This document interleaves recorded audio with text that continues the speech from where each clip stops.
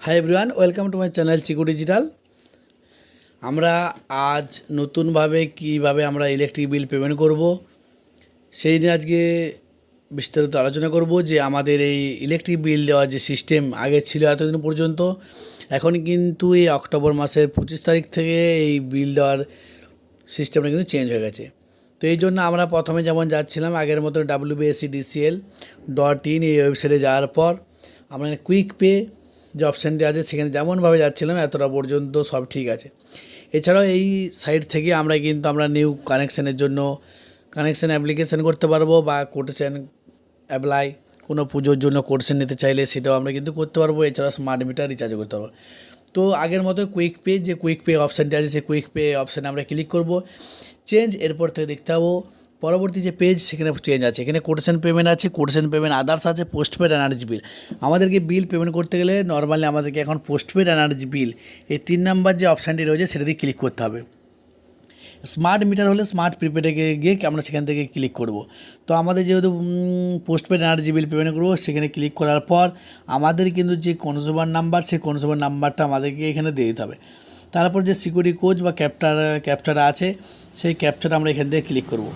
তারপর ভেরিফাই করব। ভেরিফাই করলে কিন্তু আমার এখানে কনজিউমার যার নামে আছে সেই নামটা এখানে আমার শো করবে, এবং নাম মোবাইল নাম্বার শো করার পর এখানে কোনো বিল পেমেন্ট দেখাবে না। অর্থাৎ এই ক্ষেত্রে আমাদেরকে কিন্তু কোনো বিল দেখাবে না যে কত টাকা বিল এসছে।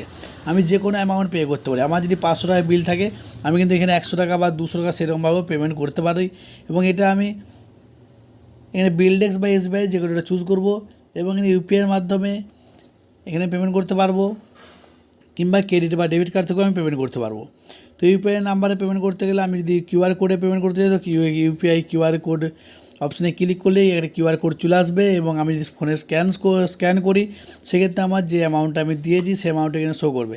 অ্যামাউন্টটি এখানে সাকসেসফুল হয়ে যাওয়ার পর কিন্তু আমাদের এখানে পেমেন্টটি সাকসেস হয়ে গেলে আমাদের রিসিভ কপি জেনারেট হয়ে যাবে। এইভাবে কিন্তু আমরা আমাদের পেমেন্ট খুব সহজেই করে নিতে পারবো। তো এই পেমেন্টের ক্ষেত্রে কিছু সুবিধা থাকলেও অসুবিধাও কিছু আছে, সেইগুলো আজকে আমরা দেখে নেব কী কী অসুবিধা হতে পারে। তো সুবিধা হচ্ছে, আমার যদি 1000 টাকা বিল থাকে আমি হয়তো কোনো মাসে 200, কোনো মাসে 500 এভাবে দিয়েও আমি কিন্তু পেমেন্ট করতে পারবো। এইভাবে আমরা কিন্তু পেমেন্ট করে নিতে পারি। কিন্তু অসুবিধাও কিছু আছে, যে আমি এখান থেকে দেখতে পাচ্ছি না আমার কত টাকা বিল এসছে, কিংবা আগের কোনো মার্জিন কোনো টাকা এক্সট্রা দেওয়া থাকলে সেইখান থেকে আমরা কীভাবে এর মাইনাস হবে, বা পরে বিল পেমেন্ট করলে কত টাকা এক্সট্রা লাগবে সেগুলো কিন্তু আমরা জানতে পারবো না। এটা কিন্তু খুব একটি বড় অসুবিধায় পড়তে হবে। যে অসুবিধাগুলো পড়বে তার মধ্যে 1 নম্বরে বলছে যে বকেয়ার পরিমাণ অস্পষ্ট, অর্থাৎ বিলের কত টাকা বিল এসছে, কত টাকা বাকি আছে সেগুলো কিন্তু বোঝা যাবে না। লেট ফাইনের হিসাব নেই, অর্থাৎ ডেট পেরিয়ে গেলে কত টাকা ফাইন বসবে সেই টাকাটাও আমরা এখান থেকে বুঝতে পারবো না, আন্দাজ করে দিতে হবে। অতিরিক্ত টাকার যে অ্যাডজাস্টমেন্ট যদি কোনো এক্সট্রা দেওয়া থাকে সেটা কীভাবে গ্রাহকের পরবর্তী যে বিল সেই বিলের সঙ্গে কীভাবে অ্যাডজাস্ট হবে সেই নিয়েও কোনো এখানে কিন্তু নির্দেশিকা দেওয়া নেই। এবং এই মুহূর্তে যেটা দেখা যাচ্ছে থার্ড পার্টি অ্যাপ থেকে এই পেমেন্ট এখন ইলেকট্রিক বিল পেমেন্ট বন্ধ।